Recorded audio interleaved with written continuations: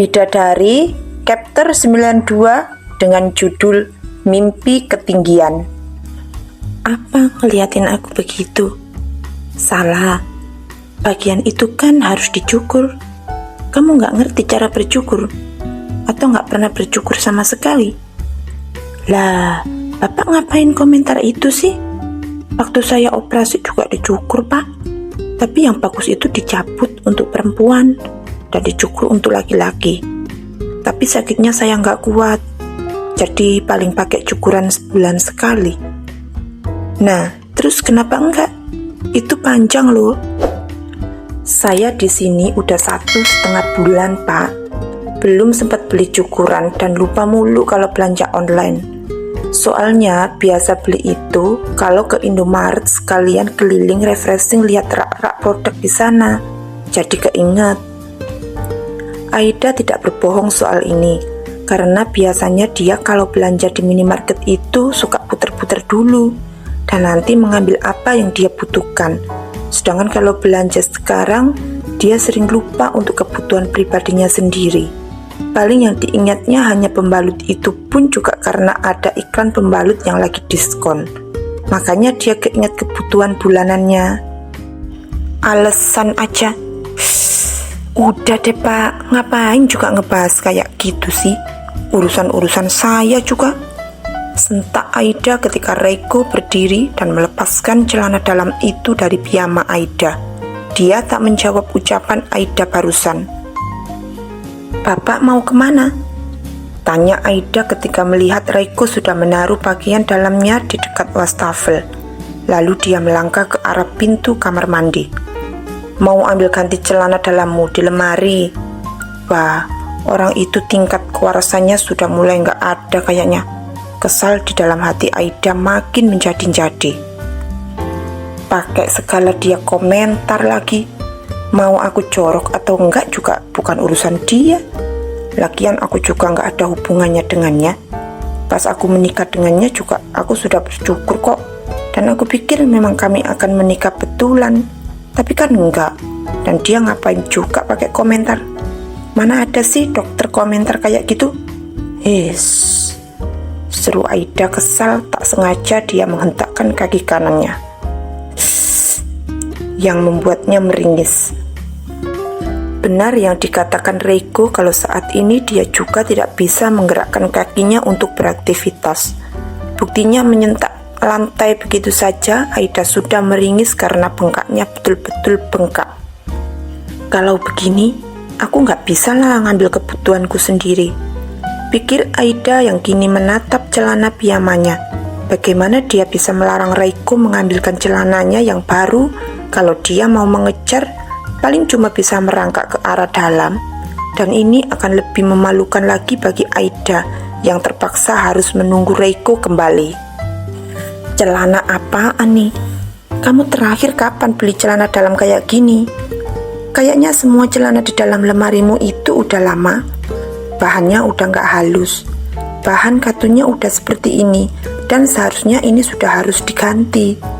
Apa kamu gak tahu kalau pakai celana itu harus diganti dan gak bisa dipakai seumur hidup? Kain tuh ada batas masa pakainya. Bapak kalau mau ceramah, bentar aja deh. Sini kasihin ke saya celananya. Reiko tentu mendengar apa yang dikatakan Aida, tapi dia tidak melakukan yang diinginkan wanita itu, justru membuka kotak sanitari napkin dan mengambil satu di sana. Dan kenapa pakai pembalut yang begini? Malah Reiko memberikan satu lagi protesnya dengan ekor matanya melirik tajam pada Aida. Yang aku tahu ada pembalut yang untuk kesehatan. Dia tidak seperti ini, tidak dibuat dari bahan seperti ini. Apa kamu nggak tahu di mana belinya? Tahu Pak, itu biasanya pembalut yang pakai ion, tapi itu pembalutnya pakai gel, dan itu susah dicucinya. Kalau mau cuci itu pasti berantakan banget gelnya kemana-mana, dan yang kayak gitu emang habis dipakai langsung dibuang, bukan buat dicuci. Tapi itu bisa menyerap lebih banyak, lebih sehat dari yang begini. Kamu bahkan gak tahu dia ini kapasnya kapas bekas apa bukan? Jenis kapasnya seperti apa? berapa banyak pemutih yang ada di dalam kapas ini? Gerutu Reiko sambil jari tangannya memutar-mutar kotak sanitary napkin itu dan kakinya menginjak-injakkan tempat sampah untuk membuka bagian atas tempat sampahnya. Aku buang sisanya. Nanti kamu suka nggak suka, kamu harus pakai apa yang udah aku siapin. Dari celana sampai pembalut yang baru. Wah, otoriter banget. Tentu saja Aida langsung nyeletuk begitu saja. Dia sudah emosi sekali sampai lupa kalau dia memang tidak memakai apapun di bawahnya. Tapi Aida tidak kepikiran itu sekarang karena rasa kesalnya pada Reiko membuat Aida ingin sekali mengomel menumpahkan semua isi kepalanya. Kamu tinggal di sini, jadi ikuti semua peraturan yang aku buat. Namun gagal dia melakukan rencananya karena pria itu sudah bicara lagi. Hanya itu respon kesal Aida saat Reiko mendekat dan kini dalam posisi jongkok. Dia memasukkan lagi lubang celana ke kaki Aida. Untuk pakaian dalammu, aku rasa kamu membeli itu mungkin sekitar 2 atau 3 tahun yang lalu. Celana ini juga kain katunnya sudah lawas. Nanti pakai yang bahan bambu saja. Itu lebih breathable. Dan ingat, itu tetap harus diganti 6 bulan sampai setahun sekali. Terus aja dia ngoceh. Sampai pakaianku pun juga harus mengikuti tata aturan di rumah ini. Hei, majikan seperti apa dia? Bener-bener nih orang gak tahu diri ya. Mana 5 tahun tuh masih lama banget lagi. Karena 5 tahun itu masih lama, makanya kamu harus menurut padaku. Reiko tak peduli dengan sindiran Aida. Karena perjanjian bodoh yang aku tanda tangani. Gerutu Aida lagi. Kalau sudah kesal ya Aida bicara saja begini. Tak ada perasaan tidak enak pada Reiko yang sudah memasangkan pembalut di bagian dalamnya. Sudah, jangan banyak bicara. Taruh tanganmu di atas sini. Reiko bicara sambil menggerakkan tangan Aida, dua-duanya menaruh melingkari lehernya saat tangan kirinya memegang pinggang Aida lagi. Dan tangan kanannya bisa menaikkan celana dalam yang sudah dipasangkan pembalut. Splash! Reiko juga sudah menyiram kembali toiletnya di saat tubuh Aida masih disangga tangan kirinya. Pak, turunin saya, pinta Aida. Tapi pria itu malah tetap mengangkat tubuh Aida. Kamu pakai sendiri celana piyamanya di tempat tidur aja. Masukinya hati-hati. Reiko malah mengangkat tubuh Aida. Dia membuat wanita itu kembali di atas kedua tangannya sambil tangan kanannya juga tadi menyambar celana panjang yang ditaruhnya di pinggiran wastafel. 2 kali dia menggendongku dan tidak boleh lagi. Tidak, aku tidak sama sekali menyukainya dan tidak sama sekali tertarik padanya. Hanya saja ini terlalu intim. Kami tidak ada hubungan apapun dan aku tidak mau seperti ini. Ya, siapa juga wanita yang suka dengan laki-laki yang sudah menghinanya dan mengatakan sesuatu sekejam Reiko tadi. Tidak akan Aida tertarik kala itu. Lagi pula Aida juga memang tahu kalau Reiko memiliki seseorang di rumah itu, bukan? Jadi apa dia cukup gila dan bodoh untuk menyukainya? Dengar, kalau kamu menyukaiku itu tidak masalah, karena aku juga tidak akan pernah terpengaruh kamu menyukaiku atau tidak, sentak Reiko. Tapi yang pasti, aku tidak akan tertarik padamu. Jadi jangan berpikir yang aneh-aneh dan merasa sungkan dengan yang tadi. Aku hanya seorang dokter dan anggap seperti itu, tak ada lebih. Aku menolongmu tak lain karena rasa bersalahku dan aku ini orangnya sangat profesional.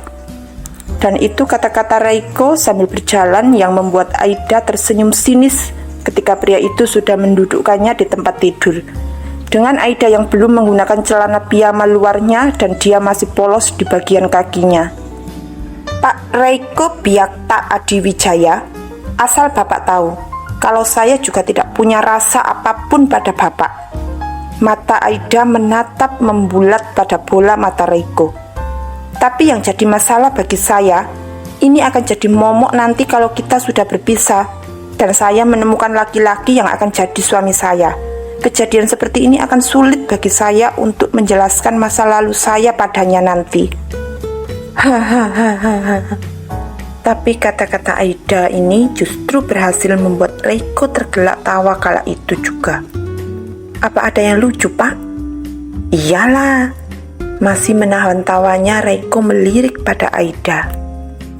Kamu pikir ada gitu laki-laki yang masih normal dan berpikiran waras mau dengan wanita yang sudah tidak lagi lengkap tubuhnya? Kembali Reiko menggelengkan kepalanya di saat dia tidak menunggu Aida untuk menjawab. Sebagai pria normal, dia membutuhkan sesuatu untuk mainannya di tempat tidur. Dia mau wanita tidur dengannya dan tinggal bersama wanita itu karena dia menginginkan tubuh wanita itu untuk melengkapi nafsu dan hasratnya. Termasuk meremas itu adalah bagian hasrat terbesar pada pria. Membenamkan wajahnya di antara keduanya itu kenikmatan tersendiri. Reiko lalu geleng-geleng kepala. Jadi, kamu sebaiknya jangan pernah bermimpi akan ada pria yang menyukaimu dengan keterbatasan itu. Seru Reiko lagi masih nyelekit ucapannya, lalu dengan kedua tangan di saku dia sedikit menunduk condong ke Aida membuatnya mundur ke belakang karena wajah Reiko cukup dekat dengan wajahnya sebelum melanjutkan bicara. Karena kalau mimpi terlalu tinggi, jatuhnya nanti sakit kalau nggak kesampaian.